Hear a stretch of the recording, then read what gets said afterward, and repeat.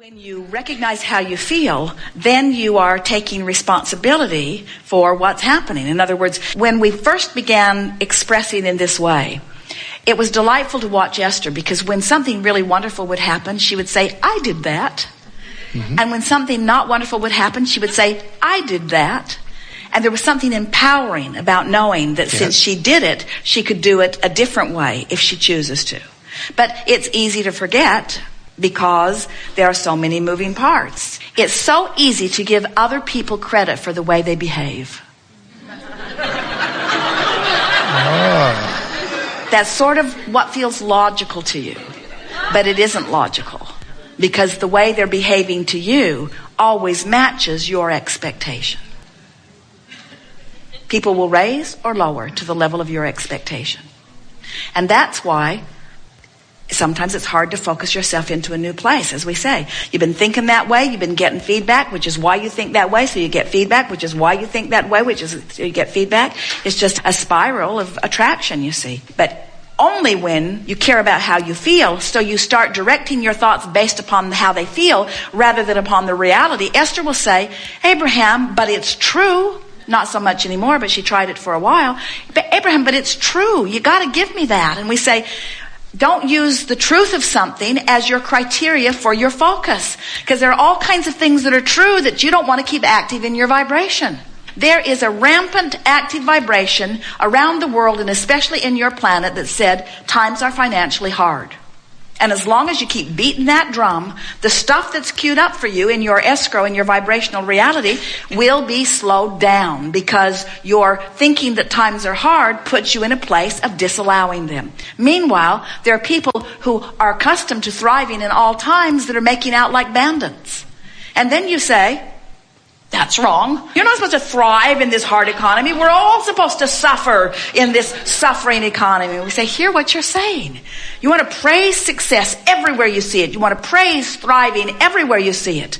You want to tune yourself to thriving, not to failing, you see. You can tell by the way you feel how the source within you is looking at it. Source within you is not worried about this economy. And when you do, you feel bad. But you don't feel bad because you're worrying about the economy. You feel bad because you're separating yourself from Source, who does not worry about the economy, and using worrying about the economy as your excuse to separate yourself from Source. Starting to get this, aren't you? You're not ever going to look at the absence of something that you want and feel good. It's just that simple. You cannot look at lack and be in alignment with who you are.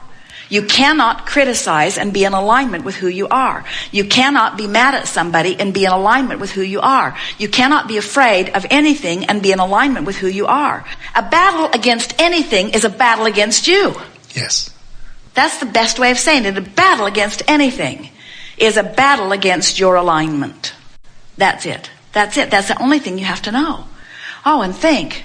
While it's a little difficult to wrap your thoughts around this, because it's not the way many of you have been thinking, we got to tell you, it's a whole lot easier than getting all those moving parts to line up.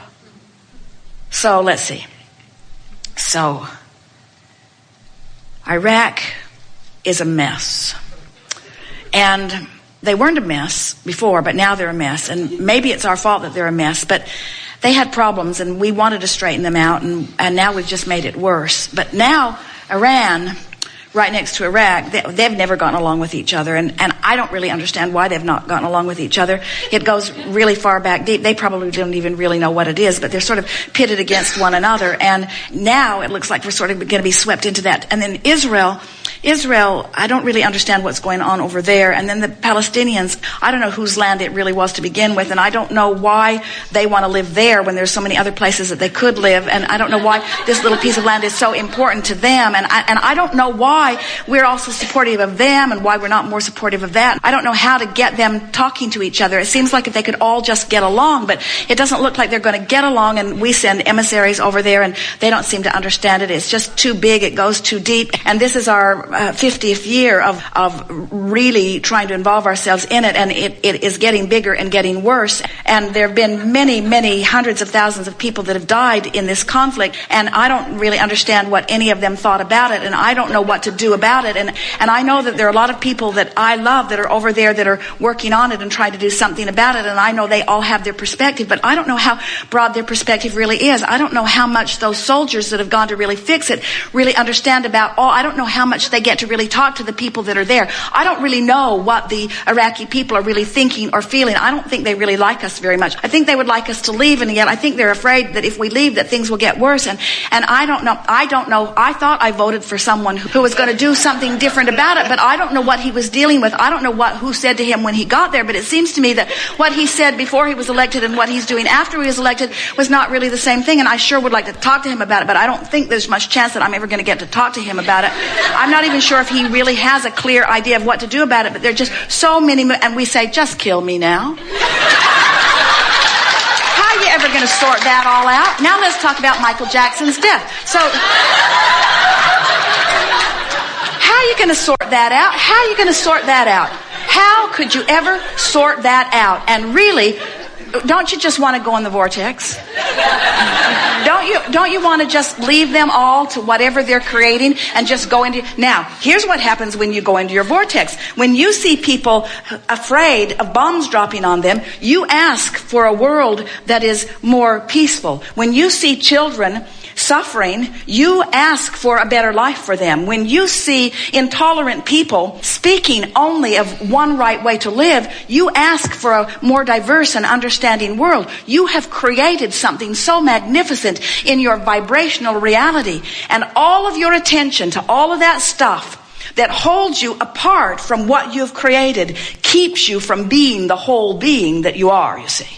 Trying to control the uncontrollable keeps you outside of your vortex. And these simple processes of wanting to feel good and reaching for the thought that does and reaching for the thought that does and reaching for the thought that does until it does. And then holding to the thought that did feel good and holding to it until you have activated and trained yourself into that vibration. Until you become a vibrational match to the better world that you are asking for. The better world cannot show itself to you. But in the moment you become a vibrational match to the better world that you're asking for, it'll show up here and here and here and here. You'll rendezvous with those on the same wavelength. When you try to talk to anyone who's on a different wavelength, it's just blah, blah, blah, blah, blah. How unsatisfying. You express your truth, they express theirs. Nobody hears anybody. It's just more combat. Oh, we might as well just drop bombs on them because we don't understand them and they don't understand us. But when you get into the vortex, now cooperative components assemble. Wouldn't you love to have political leaders in the vortex where other political leaders could rendezvous with them where the solutions are, you see? But you can't take your political leaders and drag them into the vortex. You can, when you see them not in the vortex, you can want them to be in the vortex. Then you can script them in the vortex. Then you can imagine them in the vortex. Then you can watch for evidence of them being in the vortex. In other words, you can inspire people into the vortex by seeing them there. But you got to be in the vortex to do that. You create a better world only from inside the vortex. You've created a better world for those who are not resisting it and for future generations with everything that you put into your vortex, into your cooperative vortex. But when you look at the reality and hold yourself apart from it, then you're not going to see it in your life experience. Not because it's not here to be seen, but because you're holding yourself on a different vibrational channel. So when you run around waiting for somebody to do something to make something better, somebody needs to get more money and give it to them, and somebody needs to take more money away from them and give it to them. There are too many moving parts. But when you get into the vortex, everything that you have put into your legacy, everything that is lined up for your inheritance, comes quickly and easily to you. And then the hard part, which is people who are outside the vortex, looking at you in the vortex thriving.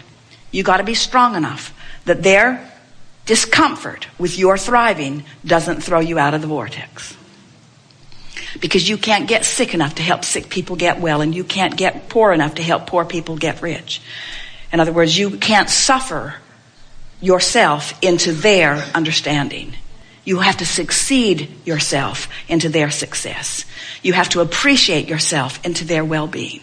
You have to adore yourself and them into their thriving, you see. You got to be in the vortex, or you got nothing to give nobody. But you see, it always takes effort. And let's talk about why it takes effort. And let's just tell it like it is. Focus is effort because law of attraction will hold you to your dominant vibration. So if I've been beating the drum of I don't have enough money, and I've been noticing evidence of not having enough money, and in my noticing that I don't have enough money, I activate a vibration so it keeps me in that position of not having enough money, then to think about having more money is not as easy as noticing that I don't have enough money. It takes effort to imagine beyond what is. That's really what we're talking about. It's easy. It's like it's easy to turn on the television and watch what they're offering. It's more difficult to think your own thought. It's easy to just hear what someone's saying to you. It's more difficult to guide the conversation in a more positive direction. It's easy to observe. It's more difficult to focus. And yet, there is so much more reward in focusing than there is in just observing. So, most people have trained themselves. You have patterns of thought about money. You have patterns of thought about your body. You have patterns of thought about teachers. You have patterns of thought about government. You have patterns of thought about ecology. You have patterns of thought about medicine. You have patterns of thought about animals. You have patterns of thought about cats. You have patterns of thoughts about dogs. Some of you like dogs and don't like cats. Some of you like cats and don't like dogs. You have patterns of thoughts about all kinds of things.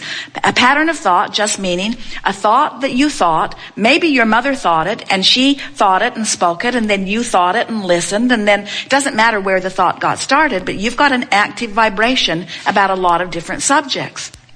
So, let's say your active vibration about the subject of something that you want improvement in. Let's say your active thought is that we are in the middle of a financial crisis. And let's say that your active thought is that costs are going up and incomes are going down and the government is trying to fix it, but there are so many moving parts that even the best of them are in a state of confusion. And so that's your active thought, that you've talked about it, you've thought about it, you've listened, you've reasoned it out. That's your active thought.